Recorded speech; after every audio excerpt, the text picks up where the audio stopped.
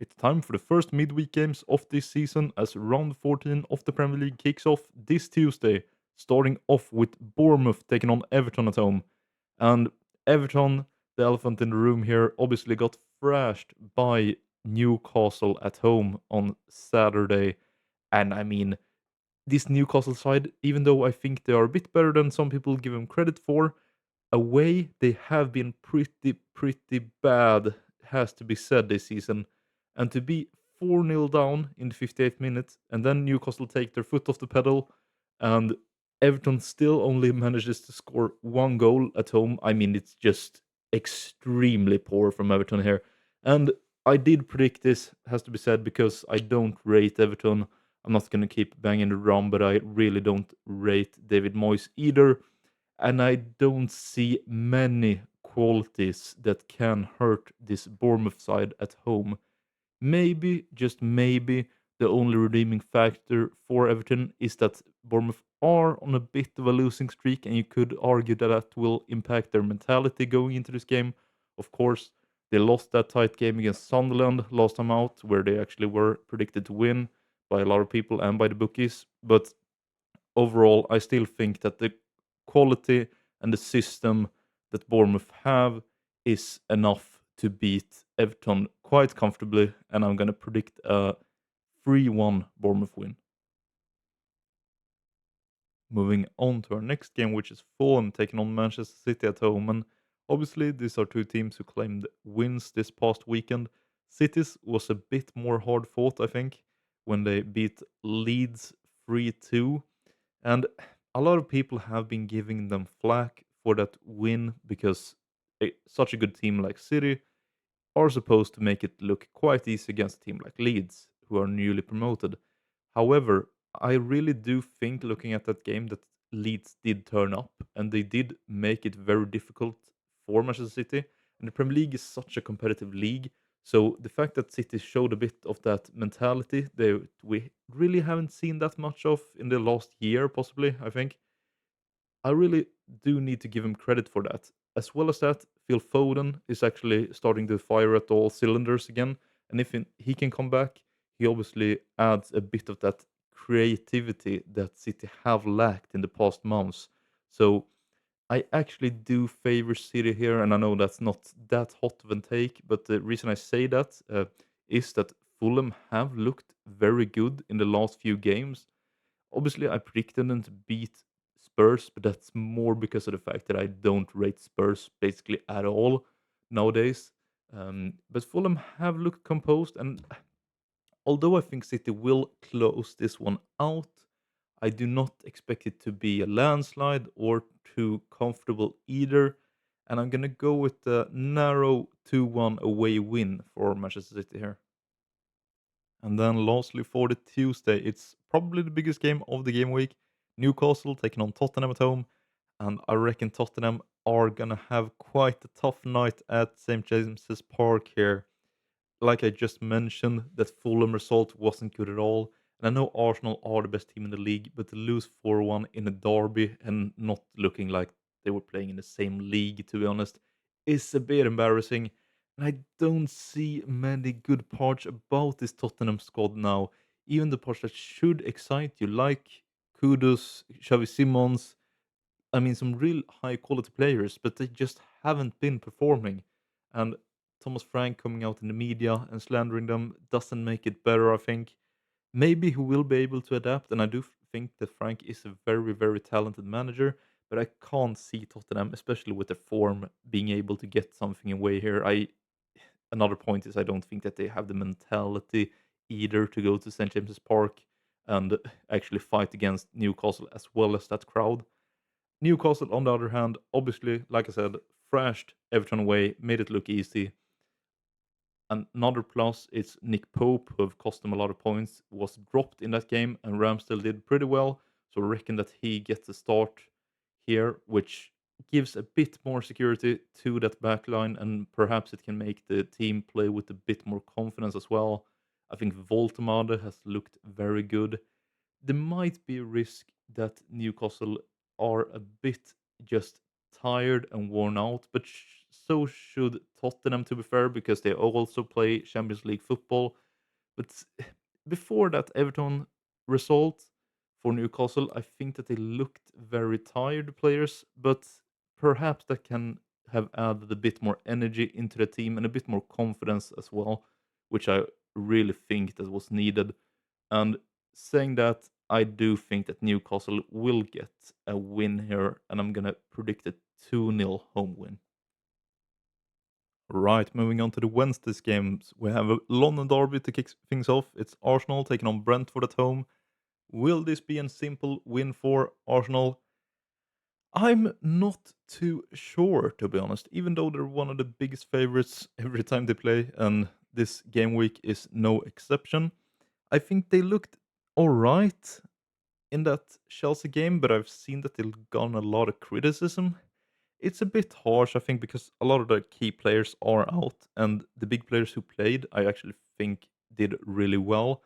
But football, of course, it's a bit cliche, but it is a team sport, so you need to be able to perform as a team. And of course, they should be favorites going into this game, but especially in the back line, I see a bit of a vulnerability. And of course, Brentford are they're hardly prime Barcelona, but I do reckon that they've been one of the dark horses so far this season. And the times I watched them, they've looked really, really impressive, I think. And Thiago, one of the better attackers in the Premier League this season, very composed most times, except for when he missed that penalty against Brighton, of course. But I actually reckon that Brentford could get a result here, and I'm gonna predict a 1-1 draw.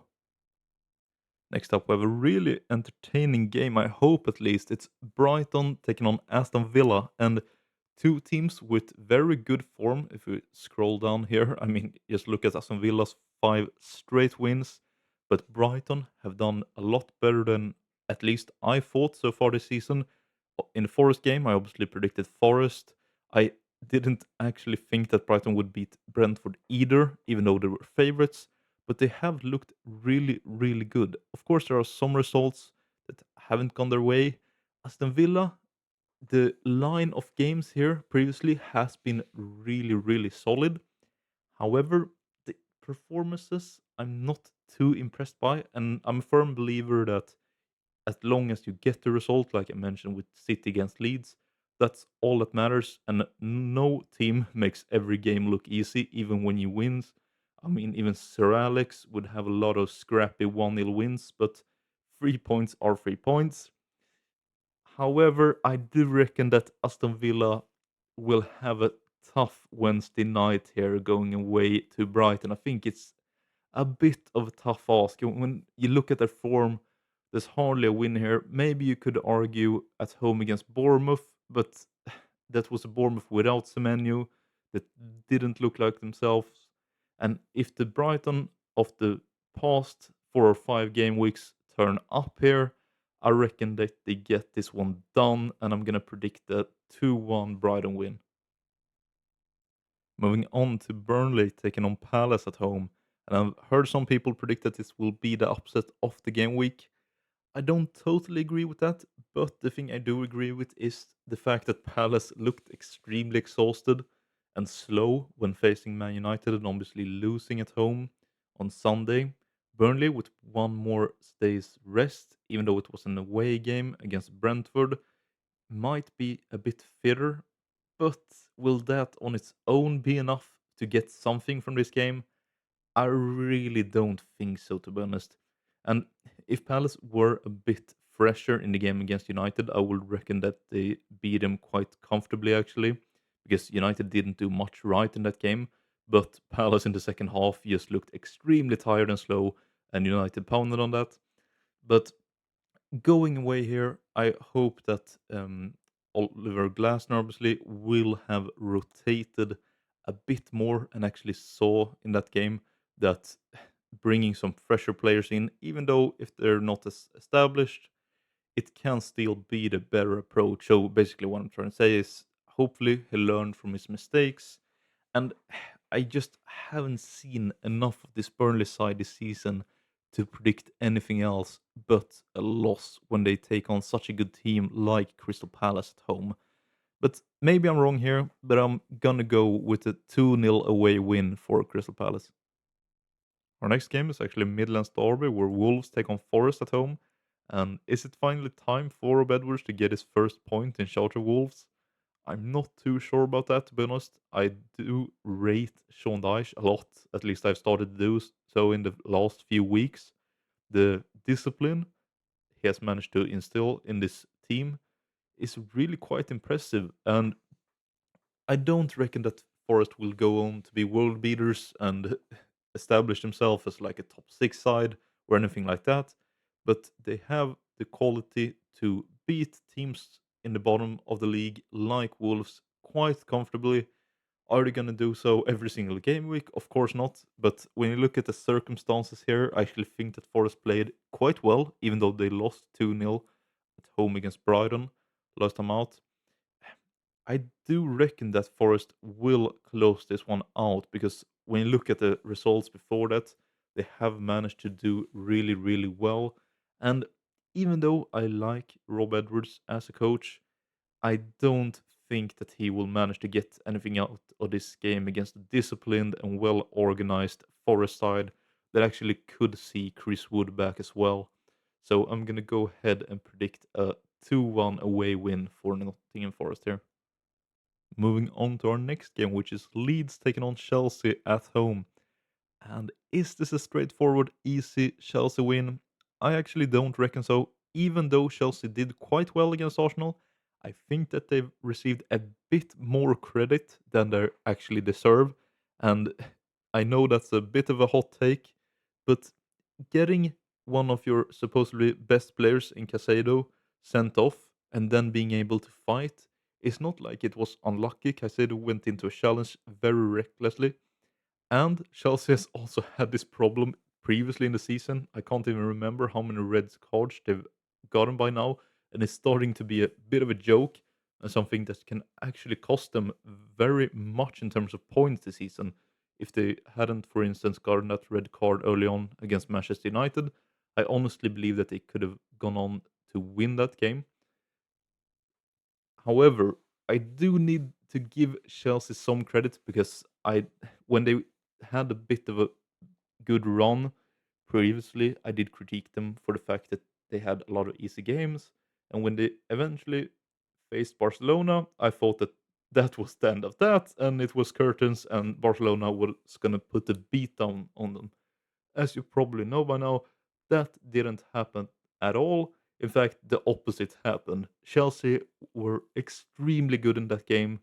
You could argue that it was just a bad day for Barcelona, but I'm not going to take anything away from Chelsea. Amazing performance. But to be fair, so did Leeds have an amazing performance last time out away to Manchester City, where they lost in basically the last seconds of the game.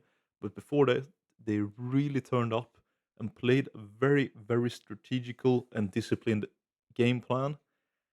And I'm gonna stick my neck out and predict that they can actually get something from this game, even though Chelsea are quite big favorites here. I'm gonna go ahead and hope that the Leeds side that we saw last Thursday against City turn up here as well, and I'm gonna predict a 1-1 draw. And then the last game for the Wednesday, it's Liverpool take on Sunderland at home at Anfield. Liverpool obviously getting back to winning ways last time out against West Ham. The mentality to go away to West Ham and win after the run of bad results that Liverpool had previously is something that they should get a bit of credit for. But the game itself, I wasn't particularly impressed, I have to say. I actually rather put it down to the fact that West Ham are one of the worst teams in the entire league, and I still saw a lot of holes in Liverpool, especially in the defense there. Sunderland, though, are they the team to expose those holes and take advantage of it? I'm not too sure at the moment. When we look at their results, it showed a lot of character to go on and beat Bournemouth last weekend. But then we have the game before that, Fulham, that I don't want to forget about because that was one of the worst performances I've seen from Sunderland I mean, basically this season, to have 0 shots on goal and 4 shots in total, it's really, really poor. Like against a team like Fulham as well. So it depends a bit here, in my opinion, basically on which side is coming to Anfield. Is it the Sunderland from the Bournemouth result, from the Chelsea result, and the Arsenal result, or is it more of the Fulham side that are coming out? Because in that instance, I actually reckon that Liverpool can make quite easy work of them. Of course, Isak scoring against West Ham, maybe he will start to show what an actually talented and incredible player, in my opinion, that he actually is. But I'm not going to be the first to back Liverpool. I've seen too many weaknesses. I'm gonna be a bit of a coward here and actually predict a 1-1 draw, but depending on which Sunderland side show up, it can go either way. And the last game of this midweek round of the Premier League is Manchester United take on West Ham at home at Old Trafford. Is this gonna be as easy as Liverpool's away game that I just spoke about against West Ham? Perhaps it is. Of course, we can't forget that almost a week ago Manchester United did lose against a 10-man Everton, and it was a very poor showing. And like I mentioned, I actually think that Manchester United's win away against Palace this weekend was quite a poor showing as well. If you actually watch the game, they weren't impressive at all. Man United didn't play with any sort of intensity, even though it was clear that Palace, who had just played on the first day, were exhausted. Manchester United didn't really capitalize on that and ended up scoring the winning goal on a free kick. It wasn't even in open play. However, the fact that Sirkse scored a very good goal and looked like he got a bit of confidence back, Mount as well looking pretty good in that game. I do think that it's gonna be enough here. But if West Ham decide to go on the counter with players like Bowen, they can have some success. So I don't think it's going to be as easy as it probably should be on paper here for Manchester United. But I'm going to predict a 2-1 Manchester United home win. So those are my final predictions for this midweek round of the Premier League. Thank you guys a lot for watching, and I'll catch you next time.